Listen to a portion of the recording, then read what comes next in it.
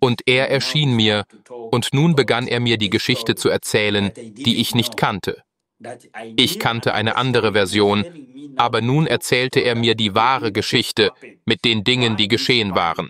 Warum dieser Kampf, wo dieser Kampf begann, warum ich traurig war, als ich auf dieser Seite stand, und warum er zuließ, dass sie Menschen töteten. Denn ich fragte, warum du nichts unternimmst. Wenn du mächtig bist, wer bist du dann? Weil ich es verstanden habe, weil mir das, was er sagte, widerfahren ist, wusste ich, dass dies der allmächtige Gott war.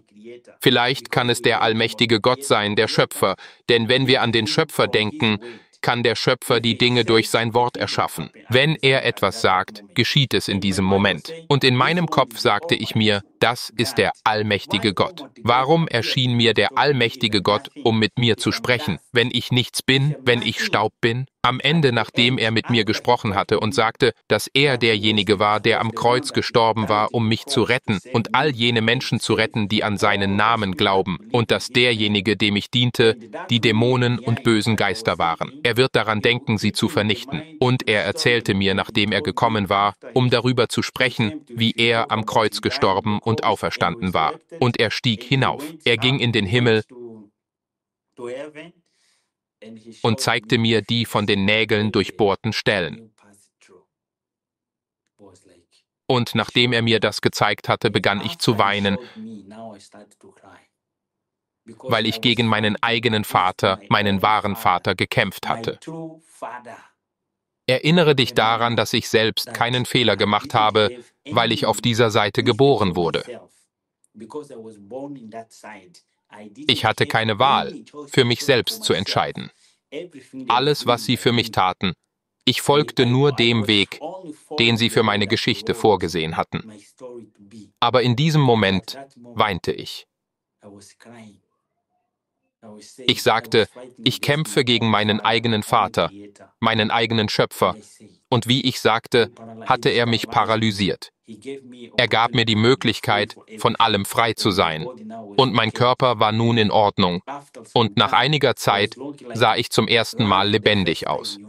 Wenn man jemanden sieht, der dein Herz ist, dein Ein und alles in deinem Körper, dann sagt man, wow. Man kann ihn bewundern, aber für mich war das meine erste Liebe. Ich wusste nicht, was Liebe bedeutet. Ich liebte meine Mutter nicht, meinen Vater nicht, meine Tante nicht, nichts. Ich wusste nicht, was Liebe bedeutet. Aber in diesem Moment weinte ich. Wasser kam aus meinen Augen und ich weinte. Und ich kniete mich hin, um mich zu entschuldigen, um Vergebung zu bitten. Ich kämpfte gegen dich. Und jede Frage, die ich ihm stellte, beantwortete er so, wie ich es wollte, und er antwortete mehr, als ich wollte, um zu zeigen, dass er Gott war. Ich glaube das, weil ich meinen Körper nicht bewegte, ich öffnete meinen Mund nicht, aber er las meine Gedanken. Wer hat diese Kraft? Nur der allmächtige Gott, denn das habe ich auf der anderen Seite gelernt. Satan hat nicht diese Macht, meine Gedanken zu lesen. Sie können es nicht, weil sie nicht wissen können, was ich denke.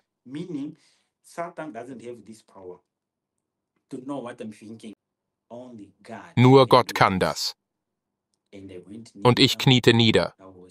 Ich bat ihn, mir zu vergeben und mich vor meinem Feind zu bewahren, denn jetzt wusste ich, dass Gott die Macht hat, mich zu retten.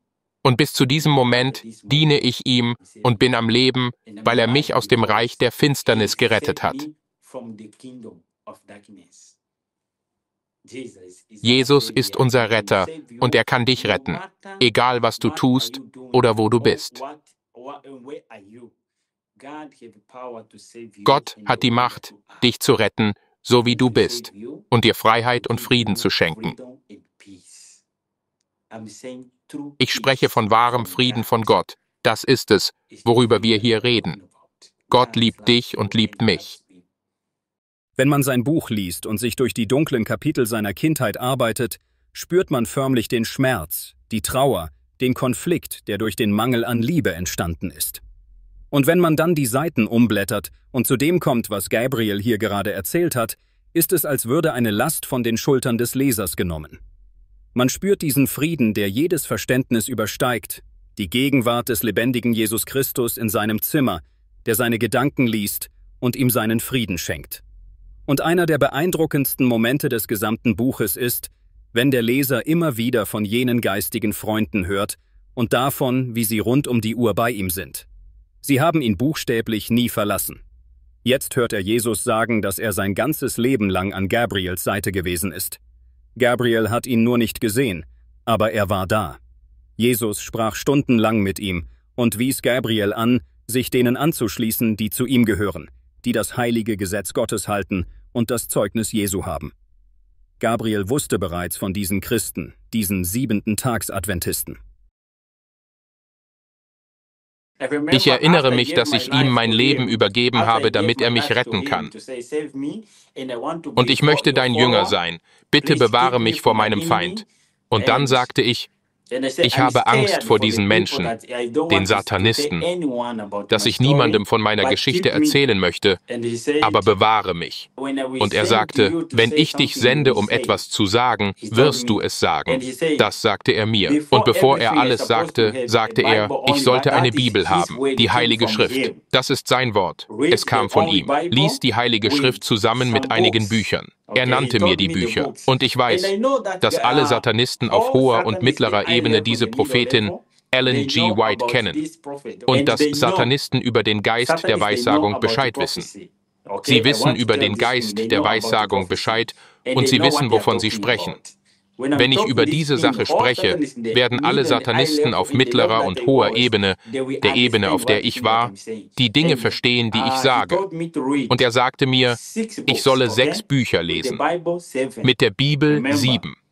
Patriarchen und Propheten, Propheten und Könige. Das Leben Jesu. Gleichnisse Jesu, das Wirken der Apostel und der große Kampf. Und ich erinnere mich an der Weg zu Christus. Lest diese zusammen mit der Bibel, dann werdet ihr sehen, dass alles, was darin steht, euch zur Bibel führt. Und es kann euch Wissen vermitteln, mehr Wissen, um die heilige Bibel besser zu erklären oder zu verstehen.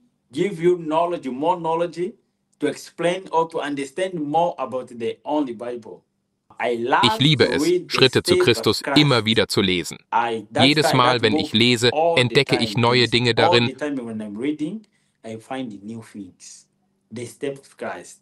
Und in gute Nachricht für alle.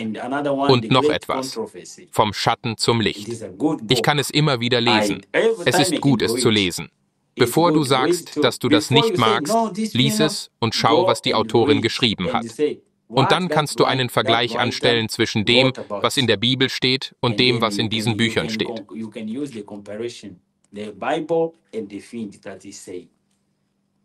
Jesus gab Gabriel einen Leseplan, eine Unterweisung in seinem Wort und in der Wahrheit, indem er ihn auf die Bibel und die von ihm genannten Bücher hinwies. Doch wusste er auch etwas über die Autoren dieser Bücher? Gabriel erwähnte bereits, dass die mittleren und hohen Mitglieder der satanischen Geheimgesellschaften über die Gabe der Weissagung in der christlichen Kirche Bescheid wussten. Wussten sie aber auch etwas über die Autorin dieser Bücher, Ellen G. White? Sie wissen es, aber die Anführer beeinflussen die Gedanken der anderen Mitglieder, damit sie diese Frau hassen.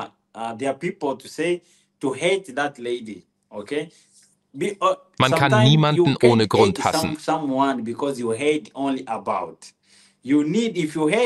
Wenn du dies oder jenes über jemanden gehört hast, dann frag ihn oder sie. Lies das Buch, das sie geschrieben haben, und lies es selbst. Lies es, um zu sehen, ob das, was sie geschrieben haben, mit der Bibel übereinstimmt oder nicht.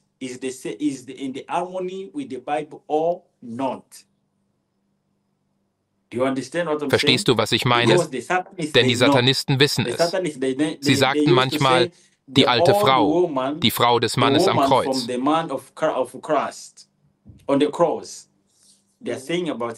Was sie über diese Frau sagten, war, dass sie schrieb, um die Menschen dazu anzuleiten, Gott zu folgen, Jesus zu folgen, die Menschen auf Gottes Kommen vorzubereiten. Wir müssen einen Charakter haben, der dem von Christus ähnelt. Wir müssen einen ähnlichen Charakter wie Christus haben, denn er kommt, um sein Volk zu holen. Und er möchte, dass sein Volk einen Charakter hat, der mit seinem Charakter im Einklang steht. Seinen Willen tun, im Einklang mit der Bibel leben. Ein Freund Jesu Christi sein. Wenn er kommt, müssen wir seine Freunde sein. Er wird kommen und wir müssen sagen können, dass er derjenige ist, auf den wir gewartet haben, dass er unser Herr, unser Vater, unser Schöpfer und unser Erlöser ist. Er ist gekommen, um uns zu retten. Jetzt werden wir mit ihm gehen. Es ist diese Frau, die darüber geschrieben hat, um die Menschen, alle Menschen, auf die Wiederkunft Jesu Christi vorzubereiten. Als Gabriel begann, die Bibel zu studieren, wie Jesus es ihm aufgetragen hatte, wuchs sein Verständnis von Erlösung und Errettung durch den Glauben. Er begann, Jesus zu lieben und ihm zu dienen. Und der 7. Tag, der Sabbat, wurde zu einem wichtigen Tag der Anbetung in seinem Leben. Doch wusste er auch schon etwas über den Sabbat, als er noch Satanist war? Und wie stehen jene dazu? Ja, ich möchte etwas sagen.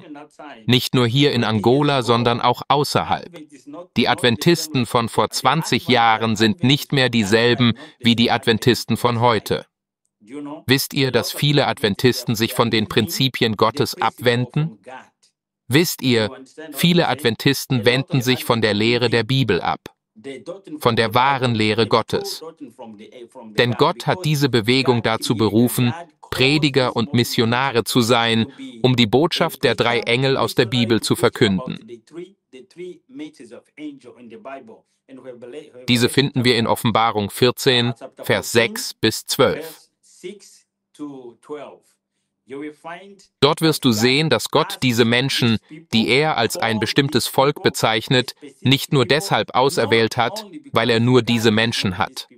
Denkt daran, dass Gott viele Schafe hat. Schafe aus verschiedenen Orten. Aber zu jeder Zeit, in allen Generationen.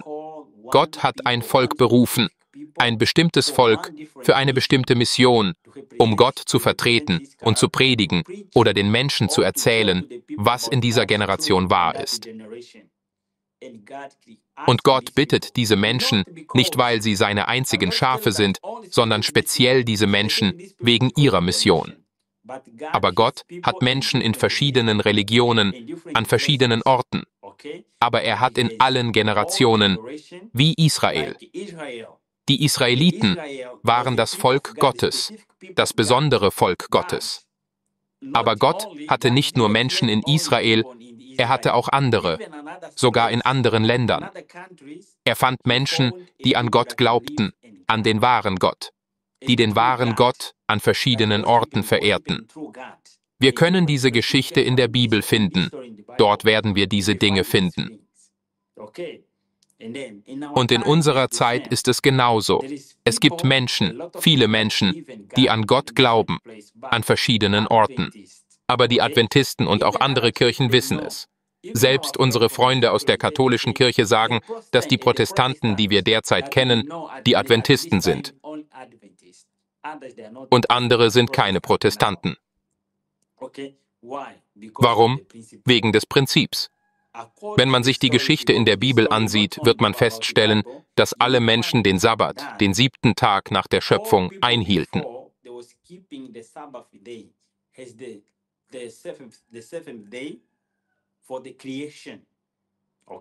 Und Gott zu folgen bedeutete, diesen Tag zu halten. Und Gott an diesem Tag anzubeten, nicht um den Tag anzubeten, sondern um Gott an diesem bestimmten Tag anzubeten. Um Gott als den Schöpfer anzuerkennen. Dieser Tag ist der Tag, an dem wir anerkennen, dass wir die Schöpfung eines einzigen Schöpfers sind.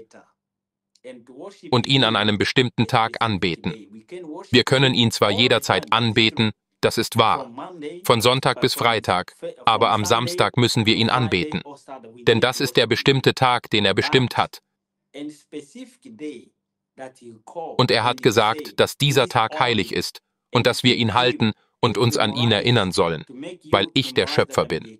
Ich bin der Eigentümer der Schöpfung. Ich bin der Eigentümer deines Lebens. Es ist dieser Tag, nicht der erste Tag. Und wir wussten das, bevor ich von dieser Geschichte wusste. Und Jesus hat mir nicht gesagt, ich solle in die Kirche gehen. Nein, er hat mir nichts davon gesagt, aber ich wusste, wohin ich gehen sollte. Als Christ glaubt Gabriel an einen Schöpfergott. Selbst die Geister, die ihn großzogen, zeigten ihm alle Früchte des Baumes und die Kartoffeln und sagten, dass der Schöpfer sie erschaffen habe. Also glaubte er an viele Dinge, die er jetzt immer noch glaubt. Aber seine Loyalität hat sich natürlich zu Jesus Christus hin und gegen Satan gewandelt. Aber was wusste und glaubte Gabriel damals als Kind darüber, was nach dem Tod geschieht? Und wo leben die Toten? Spuken sie in Häusern rum? Sind das tote Menschen? Was wusstest er als Satanist in seiner Kindheit über diese Dinge? Alle Satanisten, die sich auf der hohen Ebene befinden, wissen es. Nur diejenigen auf der niedrigen Ebene wissen es nicht, denn jede Ebene hat ihr eigenes Wissen. Sie werden dir die Augen öffnen, je nachdem, wie du dich entwickelst und von einer Ebene zur nächsten aufsteigst. Aber auf dieser Seite gibt es eine Ebene, auf der jeder weiß, wem er dient. Jeder weiß, dass jemand, der stirbt, für immer stirbt, bis wir am Ende auferstehen, wenn Gott es zulässt. Und dann erinnere dich an dieselbe Lüge, die Satan erzählte, als Gott sagte,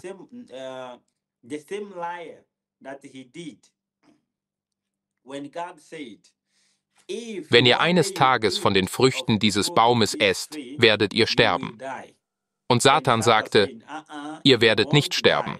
Das heißt, ihr seid unsterblich. Ihr werdet nicht sterben, ihr könnt essen. Und sie aßen und sie starben. In diesem Moment sind sie nicht am Leben, auch wenn wir sehen können, dass Menschen sterben. Aber für sie gibt es eine Gruppe von Engeln, eine bestimmte Gruppe von Engeln, die wir die Gruppe der Engel nennen, die Geister der vertrauten Geister oder Freundesgeister. Diese Geister sind zahlreich.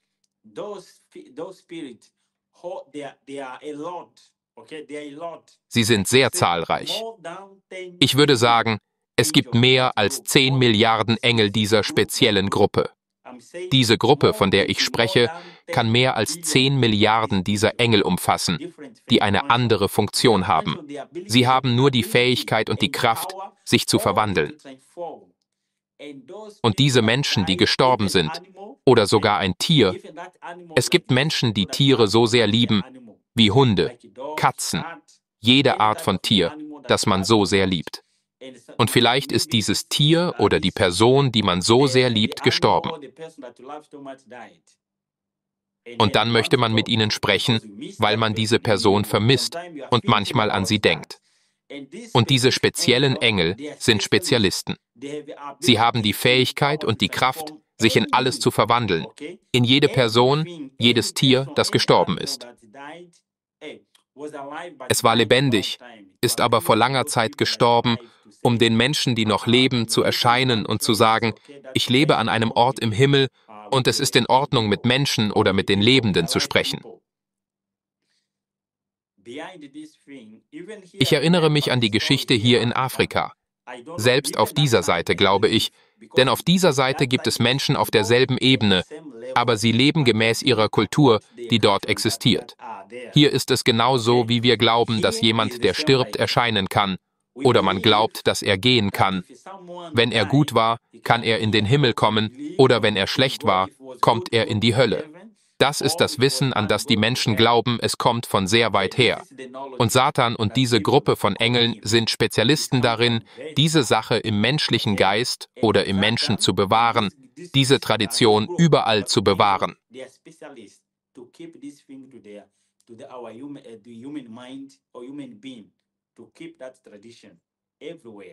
Aber das, was ich mit eigenen Augen gesehen habe, ich erinnere mich, als mein Onkel meinen Cousin an einen anderen Ort verkauft hat, in eine andere Provinz. Und sie wollten zeigen, dass dieser gestorben ist. Sie haben etwas gemacht, das wie Gedankenkontrolle oder Hypnose aussah. Eine Illusion. Eine Illusion, diese Magie, die sie angewandt haben, die der Engel angewandt hat, um alle Menschen, die meinen Cousin kannten, zu täuschen. Aber ich und andere Menschen, die Teil des Pakts waren, die Teil der Geheimgesellschaft waren, ihre Augen, wir hatten unsere spirituellen Augen geöffnet. Weil unsere spirituellen Augen geöffnet waren, konnten wir Dinge sehen. Und dann sahen normale Menschen, dass mein Cousin tot war. Dort gestorben. Aber wir sahen, dass es ein Tier war, das dort lag. Es war ein Tier.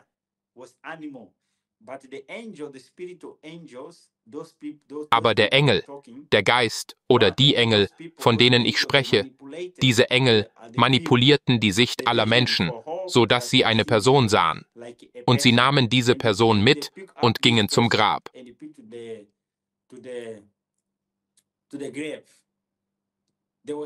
Sie dachten, das sei mein Cousin, aber das war nicht mein Cousin. In Wirklichkeit war es nicht mein Cousin, es war ein Tier, und mein Cousin war an einem anderen Ort. Sie manipulierten ihre Gedanken mit Hilfe von Hypnose. Sie manipulierten seine Gedanken, damit er an den Ort zurückkehrte, von dem er gekommen war. Versteht ihr? Und dort lebte er wie ein Sklave. Er arbeitete wie ein Sklave. Das ist der Prozess, einer der Prozesse, die hier stattfanden. Und schwarze Magie.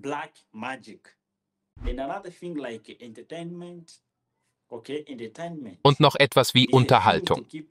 Unterhaltung ist etwas, das deinen Geist beschäftigt, deinen Geist zerstört, dich von den besseren Dingen ablenkt. Und die besseren Dinge sind, dass du jederzeit mit Gott verbunden bist. Du kannst tun, was du willst, aber du musst dich an das halten, was der Schöpfer erlaubt, was sicher ist. Du musst dich fragen, ob Gott glücklich wäre, wenn du diese Sache tust. Wenn nicht, dann tust du es nicht. Aber Unterhaltung kann dies zerstören. Du kannst tun, was du willst, und deinen Geist zerstören. Dein Geist wird mit vielen Informationen überflutet sein, aber diese Informationen sind nicht gut für deine Erlösung, verstehst du? Denn du wirst nicht über das Wissen für deine Erlösung nachdenken. In seinem Buch fordert Gabriel uns alle auf, alle weltlichen Medien aus unseren Häusern zu entfernen. Diese Medien ermöglichen Geistern den Zugang zu ihrem Haus. Aber zu diesem Zeitpunkt, zu dem wir aufgrund der Technologie sprechen, haben wir jetzt Kanäle. Wir haben viele Kanäle. Und es gibt unterschwellige Botschaften nur für Kinder, auf die nur Kinder reagieren und die sie verstehen, wie Zeichentrickfilme. Tiere werden heutzutage so gestaltet und andere Leute und die anderen Kanäle, die für Kinder gedacht sind.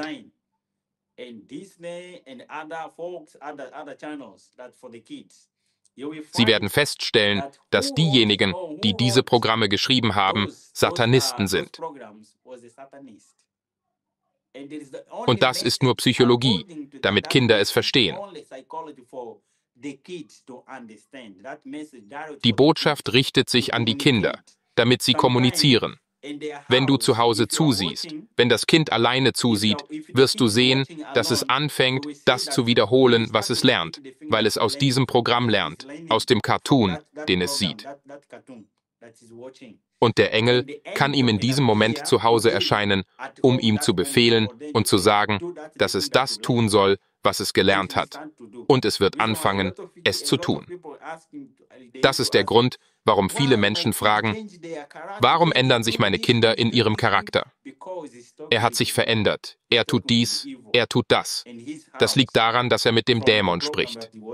Er spricht mit den bösen Engeln in seinem Haus aus dem Programm, das er im Fernsehen, auf YouTube oder Google sieht. In seinem Buch enthüllt er insgesamt 10 Dinge über die Medien. Sehen wir uns die restlichen 9 an. Nummer 2: Besessenheit durch Geister in Hollywood. Er erklärt, dass in Hollywood die Hauptdarsteller vor den Dreharbeiten sogenannte aktive Agenten sind, die sich offiziell den Geistern verschrieben haben. Beim Schauspielern nutzen die Geister die Schauspieler dann bewusst als Medien.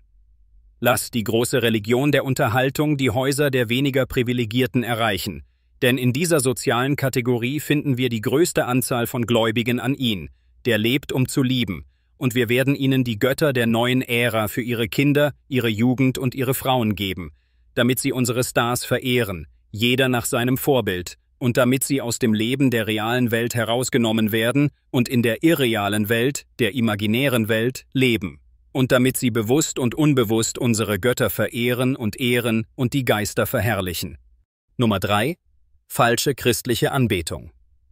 Wir werden sie von der rationalen Anbetung wegbringen und sie zur emotionalen Anbetung führen.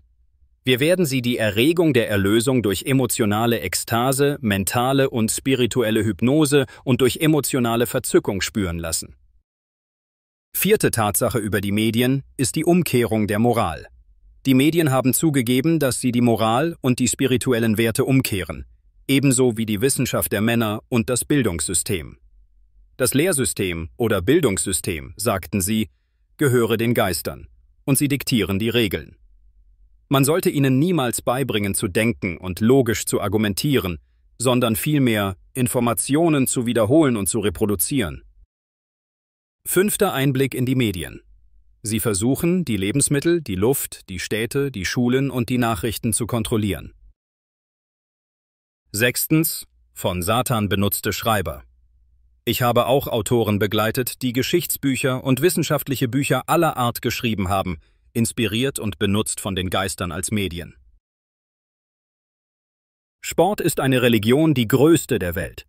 Er vereint seine Anhänger in einem einzigen Gedanken und einem einzigartigen Gefühl der Verehrung für den Gott des Sports, Luzifer.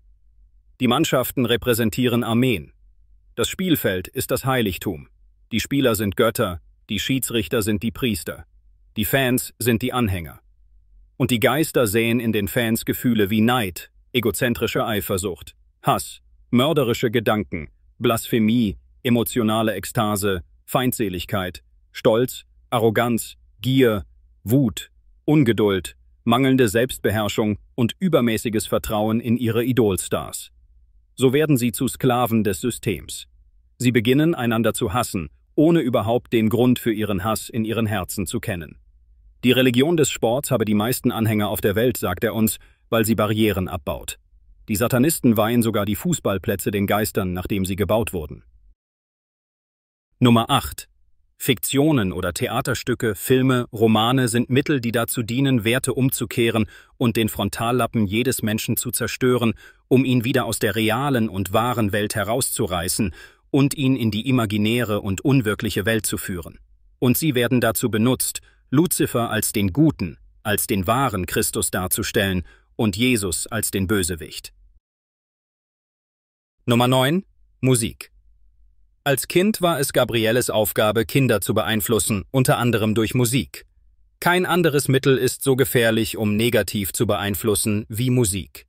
Musik vereint Gedanken und unterschiedliche Glaubensrichtungen. Die Musik, die Menschen hören, bestimmt das Bild, das sie von ihrem Gott haben. Die Musik zu verändern bedeutet also auch, die Wahrnehmung der Menschen davon zu verändern, wer Gott für sie ist. Musik ist eine sehr mächtige Waffe, die wie nichts anderes die Fähigkeit hat, Gedanken schnell zu verändern und Gefühle zu transformieren. Nummer 10. Die digitale Revolution. Das Internet mit seinen sozialen Netzwerken, Videospielen usw. gilt als die mentale Droge des Jahrhunderts, geschaffen, um den Verstand von Kindern und Jugendlichen zu zerstören, insbesondere von Kindern gläubiger Christen. Wenn sie tief in diese Laster versunken sind, haben sie keine Zeit mehr, die Heilige Bibel zu studieren, auf Gott zu hören, zu beten, Gott ihre Schwächen und Kämpfe zu bekennen und in der Gnade zu wachsen. Ihr Geist wird vergiftet und sie werden zu Anbetern unserer Götter. Gabriel wurde gesagt, dass es sich dabei um unsere Influencer und Stars handelt. Das sind also einige der Informationen, die ihnen durchgesickert sind. Aber wie wäre es mit 15 weiteren Dingen zu anderen Themen, die Gabriel hinter den feindlichen Linien gelernt hat? Nummer 1.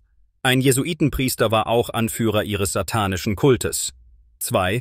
Er traf Pastoren verschiedener christlicher Konfessionen, die heimliche Pakte mit den Geistern schlossen, um die Kräfte zu erlangen, die sie sich wünschten. 3.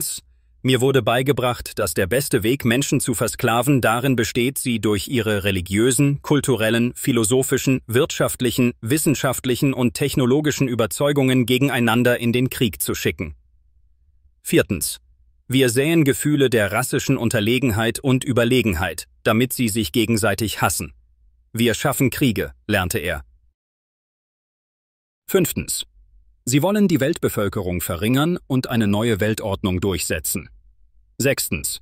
Sie nehmen in gut versteckten Labors, in denen Gifte, Drogen und Krankheiten hergestellt werden, genetische Veränderungen an allen Lebewesen vor.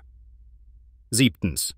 Sie haben die Herrschaft über alles und alle Weltführer, mit Ausnahme der 7-Tags-Adventisten, die sie als ansteckende und gefährliche Epidemie bezeichnen. Sie sind unsere schlimmsten Feinde. Achtens. In Afrika wurde ihm erneut beigebracht, dass die kontaminierten Lebensmittel speziell für diejenigen auf der anderen Seite der Welt bestimmt sind, um ihre mentale und spirituelle Kraft zu schwächen, damit sie sich unserem Ziel, dem Ziel der satanischen Mächte, nicht widersetzen können. Wir werden gleich näher auf Ernährung und Lebensstil eingehen. Nummer 9. Wir werden Ihnen beibringen, dass der Mensch das Recht hat, nach seinen eigenen Gesetzen zu leben, so zu leben, wie er will, den Tag zu halten, den er will. Aber unser selbstgewählter Tag, nämlich der Sonntag, wird der einzige sein, den alle Menschen auf der Welt halten müssen. Nummer 10. Christen zu töten war in der Vergangenheit Zeitverschwendung. Wir haben gelernt, sie spirituell zu töten, ihren Glauben durch Hunger, Schmerz, Leid und Epidemien zu zerstören. Nummer 11. CFM ist ein Akronym, das er von seinen Meistern gelernt hat und das für Überzeugungen, die auf Mythen beruhen, steht. Der effektivste Weg, den menschlichen Geist zu versklaven, so wurde ihm gesagt, sei durch die religiösen, kulturellen, philosophischen, politischen, wirtschaftlichen, wissenschaftlichen und technologischen Überzeugungen oder Glaubenssätze der Menschen. 12. Das System der Täuschung wurde sorgfältig von Generation zu Generation bewahrt. Er sagt, es sei an einem sehr geheimen Ort auf der Erde versteckt, in einer Stadt namens die wahrsagende Schlange oder die Stadt der 7 Hügel. Der höchste Thron Luzifers befinde sich in Europa, wurde ihm gesagt. Nummer 13. Die politischen Führer werden von den Geistern ausgewählt. Und wenn sie regieren, müssen sie nach dem Willen der Geister handeln. Ihr Ziel ist es, an Orten, an denen zuvor Frieden und Harmonie herrschten, zivile und spirituelle Kriege anzuzetteln. Nummer 14. Sie erwähnten häufig soziale Revolutionen, um die letzte Generation auf das Kommen des großen Meisters vorzubereiten, sexuelle Revolutionen, legale und illegale Drogen, die Umkehrung der absoluten Wahrheit der Heiligen Bibel und für Christen die Einführung verschiedener Lehren, die auf relativen Wahrheiten basieren, sowie, wie wir bereits erwähnt haben, die Verlagerung der Verehrung von rationaler zu emotionaler Verehrung. Und Nummer 15. Prominente Politiker, Wissenschaftler und religiöse Führer sind die unglücklichsten Menschen auf dem Planeten. Als er als Kind von den Geistern und den Geisteranbetern aufgezogen wurde, ließen sie ihn einen sehr strengen Lebensstil mit Ernährung und anderen Lebensstilfaktoren führen. Er erklärt, dass der Grund dafür ist, dass der Charakter durch das geprägt wird, was man sieht, hört, isst und trinkt. Er sagte, mein Körper war ein Tempel für die Geister. Gabriel hatte für die andere Seite gearbeitet und gedient. Er ist wahrscheinlich die beste Quelle, um diese Frage zu stellen. Wie können die Zuschauer die Methoden besser verstehen, die der Widersacher anwendet, um uns abzulenken, zu entmutigen, zu verführen, zu täuschen und einfach nur unsere Gedanken zu verwirren? Er erzählt uns etwas über die Methoden, die von den Geistern und den aktiven Agenten dieser Welt, also Menschen, die ihre Werkzeuge sind, von ihnen in den Medien und überall angewendet werden. I want to say even the same method that Satan is using at this moment, up to this moment, he used with Adam and Eve, he used with Daniel, and he used it to Jesus too. The same temptation. Remember, 3 temptations, 3 big temptations. Okay, but look like small, but it's look like it's simple, but it's big to control our mind, like appetite or no self-control. Okay, or no self-control is big problem. They're using this method how to create in us a human being not self-control. Okay, you don't know how to control yourself to do things. They are specialists to create, to use this method how to create in a human being not self-control. Hier sind also 12 weitere Erkenntnisse. Es handelt sich um 12 Lebensregeln, die ihm beigebracht wurden, um seine geistigen Kräfte zu maximieren. Diese werden denjenigen bekannt vorkommen, die Bücher wie Ministry of Healing gelesen haben. Erstens, regelmäßige Spaziergänge an der frischen Luft, viel Kontakt mit der Natur, Sonnenbaden und Morgengymnastik. Zweitens, kein Alkohol, keine raffinierten Lebensmittel, keine kontaminierten Lebensmittel, keine künstlichen Lebensmittel. Drittens, die Sklaven müssen minderwertige Lebensmittel essen, damit sie uns weiterhin dienen. Sie werden nicht erkennen, dass sie unsere Sklaven sind und dass wir existieren, wurde ihm gesagt. Viertens, das Frühstück war die reichhaltigste Mahlzeit des Tages.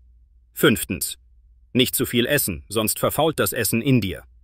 Sechstens, iss nur 3-mal am Tag. Und die 3. Mahlzeit sollte einige Stunden vor dem Schlafengehen eingenommen werden und nur aus Obst oder einer leichten Suppe oder gentechnikfreiem Getreide bestehen. 7.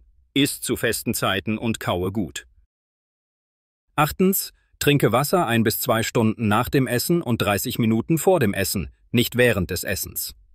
Nummer 9. Die Lebensmittel wurden richtig kombiniert, damit sie sich im Magen nicht in Alkohol verwandelten. Nummer 10. Spätes Essen beeinträchtigte die Fähigkeit, richtig zu denken. Er lernte, dass die Verdauungsprozesse am Abend anders ablaufen als früher am Tag. Nummer 11. Tierisches Eiweiß ist zweitklassiges Eiweiß, egal ob rotes oder weißes Fleisch. Es war ein großes Gift für alle Organe. Ihm wurde beigebracht, mein Magen ist kein Friedhof für Tiere. Nummer 12. Nur natürliche Vollwertkost aus dem Boden ist am besten geeignet, um die körperlichen und geistigen Fähigkeiten im Dienste des damaligen Meisters zu maximieren. Nun jedoch für den richtigen Meister. Zu dem Zeitpunkt, als Gabriel Christ geworden war, sind seine damaligen Geistbegleiter, die ihn großgezogen haben, vor Jesus geflohen. Doch haben sie je versucht, zurückzukehren? Wie war das danach, nach seiner Bekehrung? Sie tauchten oft auf. Wenn ihr das letzte Kapitel, Kapitel 7, lest, werdet ihr feststellen, dass der Titel Kampf gegen die bösen Geister lautet. Nun habe ich diese Seite verlassen und mein Leben Jesus gewidmet. Damit begann ein neues Problem. Der Kampf, weil sie wollten, dass ich zu ihrer Seite zurückkehre. Aber ich habe mich für eine andere Seite entschieden. Nun war ich bei Gott. Wisst ihr, bei Gott zu sein bedeutet nicht, dass es keine Probleme gibt. Manchmal bedeutet es sogar mehr Probleme. Aber inmitten dieser Probleme schenkt Gott dir Frieden. In Johannes Kapitel 14, Vers 27 sagt Jesus, ich gebe euch Frieden, aber nicht so, wie die Welt ihren Kindern Frieden gibt. Ich gebe euch Frieden, der eine Frucht des Heiligen Geistes ist.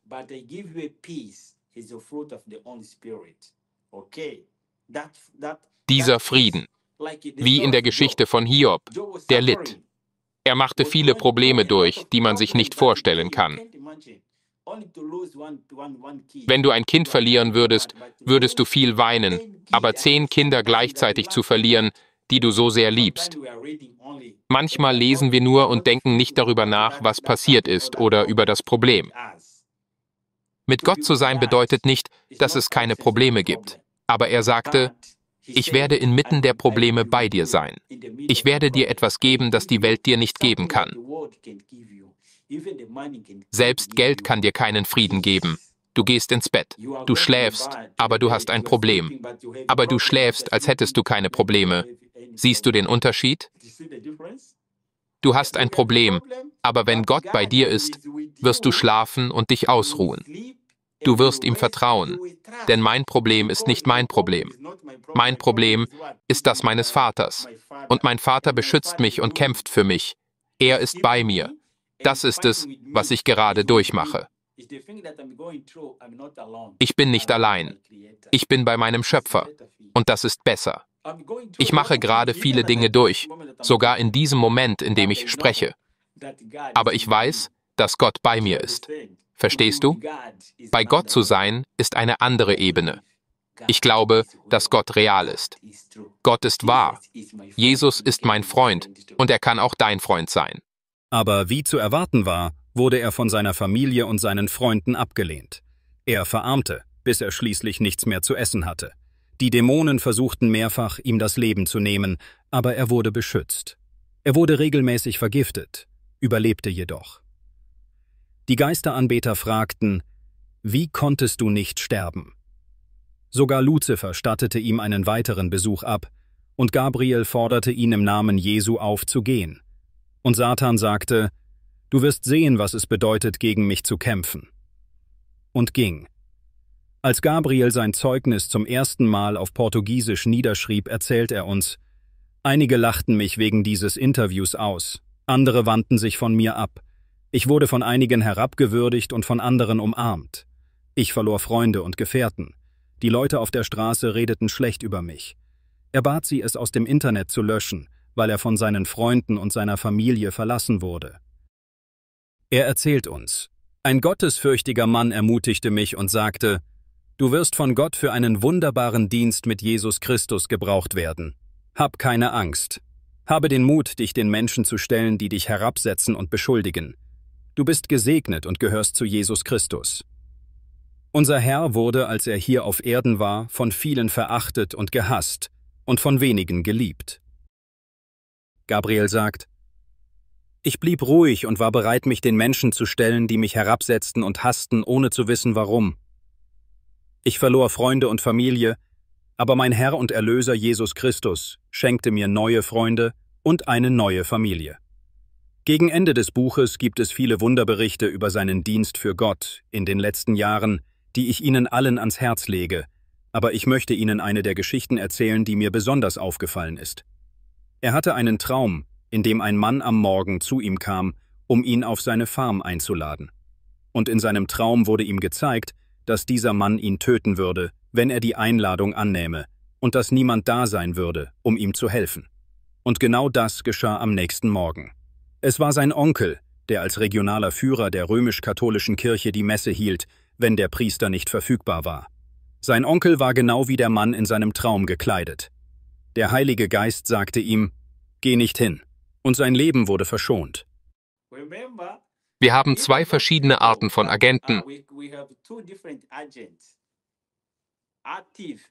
Aktive Agenten Satans und passive Agenten Satans. Aktive Agenten Satans sind Menschen, die glauben, dass sie mit dem Geist eher verbunden sind. Sie haben ihre Seele an Satan verkauft. Sie wissen das. Manchmal haben sie eine Verbindung und wissen, dass sie dem Bösen dienen. Auf der anderen Seite gibt es eine weitere Gruppe von Menschen, die ebenfalls Agenten sind, nämlich die passiven Agenten. Diese passiven Agenten tun alles, um den Namen Satans und die bösen Geister zu verherrlichen. Sie tun alles, was böse ist, aber sie wissen nicht, dass sie dem Bösen dienen. Auf der anderen Seite gibt es eine weitere Gruppe, also zwei verschiedene Gruppen. Und auf der Seite Jesu gibt es diejenigen, die aktive und passive Agenten Christi sind. Einige von ihnen wissen, dass sie eine Verbindung zu Gott haben, wie Christen, wie religiöse Menschen. Und sie wissen, dass sie Bücher wie die Bibel haben, Bücher, die sie lesen müssen, um mit Gott zu kommunizieren. Und es gibt andere Menschen, die bei allem, was sie tun, auf den Heiligen Geist hören, dass der Heilige Geist in ihrem Geist zu ihnen spricht. Nur Gutes zu tun, der Heilige Geist spricht zu ihnen.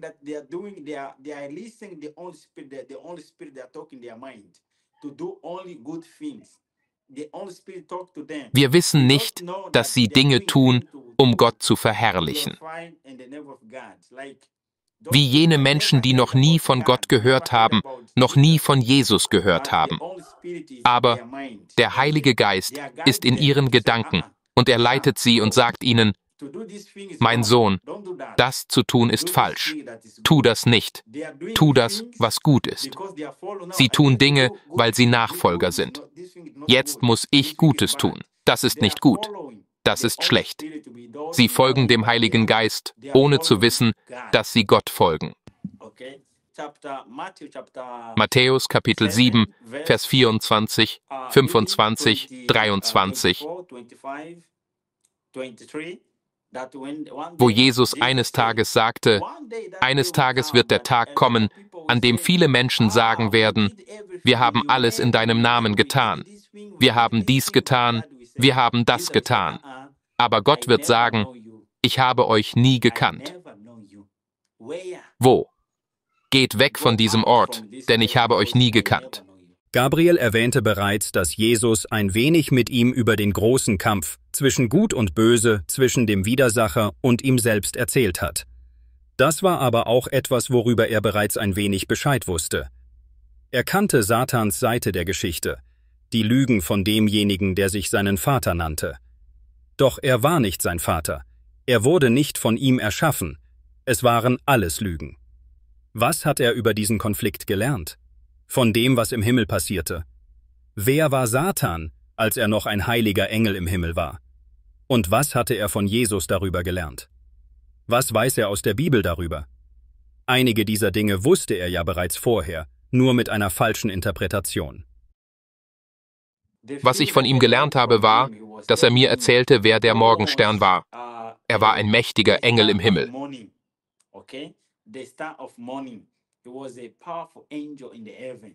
Aber er war verwirrt wegen Michael, dem Erzengel. Gott in Gestalt des Engels, den wir Michael nennen, wird in der Bibel Michael genannt. Dieser war Gott in Gestalt eines Engels. Unter ihm war Luzifer und über Luzifer, über dem Morgenstern, war Michael. Michael war Gott in Gestalt eines Engels, aber der Morgenstern, den wir Luzifer nennen, war mächtig.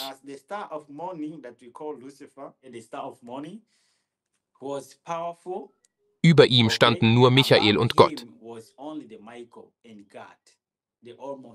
Der allmächtige Gott, das heißt, er hat Macht. Er hatte viel Macht aus sich selbst heraus, denn über ihm stand nur Michael, den wir Gott in Gestalt eines Engels nennen. Und Jesus Christus ist ein Mensch, er ist Gott in Gestalt eines Menschen. Und er dachte, dass Michael ein Engel wie er sei. Warum hatte er das Privileg, dort zu sein?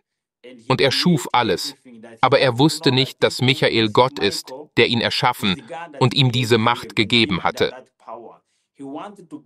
Er wollte wie er sein, verehrt werden, das wollte er, und er wollte ein anderes Königreich erschaffen. Und Gott erlaubte ihm, dieses Königreich zu erschaffen. Es war der Ort, an dem ich war.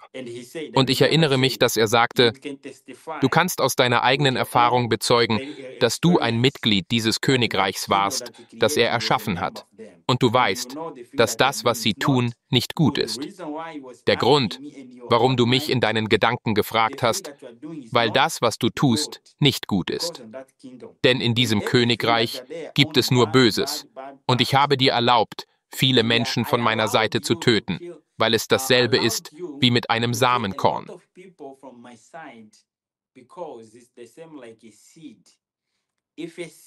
Wenn ein Samenkorn in die Erde oder in den Sand fällt und nicht stirbt, bedeutet das, dass es keine Frucht trägt.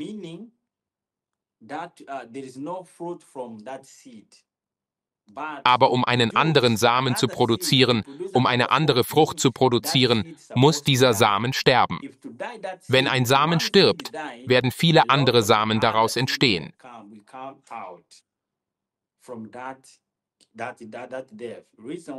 Der Grund, warum viele Menschen auf meiner Seite gestorben sind, ist, dass ich es zugelassen habe. Der Grund, warum viele Menschen zu mir kommen, ist, dass sie wissen wollten, warum diese Menschen in Frieden sterben. Und sie wollten auch diesen Frieden haben. Ich habe zugelassen, dass diese Menschen, diese bösen Menschen, meinem eigenen Volk das antun, weil ich weiß, dass sie im Sterben schlafen und dass ich sie eines Tages, wenn ich zum zweiten Mal komme, zu mir holen werde. Und ich werde nicht nur sie holen, ich werde sie und die anderen holen, die an sie glauben und so sein wollten wie sie, als sie starben.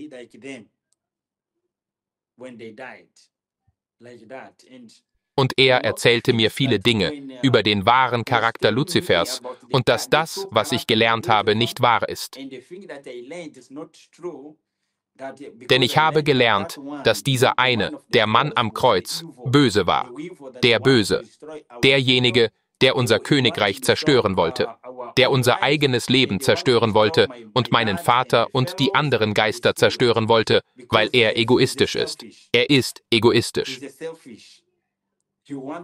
Er wollte töten, unser Königreich zerstören. Und das ist der Grund, warum wir gegen seine Idee kämpfen. Aber von dieser Seite, als ich ihn traf, Jesus, erzählte er mir nichts davon. Er sagte nichts Schlechtes über diese Seite. Zum Abschluss möchte ich fragen, sind wir nicht auch von der Gnade unseres Herrn Jesus beeindruckt? Es ist einfach ein wunderschönes Bild seines liebevollen Charakters. Und wenn wir über einige Dinge nachdenken, die Gabriel gesagt und auch nicht gesagt hat, dann hätte er ein Enthüllungsbuch schreiben können, in dem er alle Globalisten, all diese ruchlosen Menschen bloßstellen hätte können. Er hätte Namen nennen und alles offenlegen können, aber das hat er nicht getan. Genau wie Jesus nicht da war, um anzugreifen und anzuklagen. Von allen geschaffenen Wesen hätte der Teufel das verdient.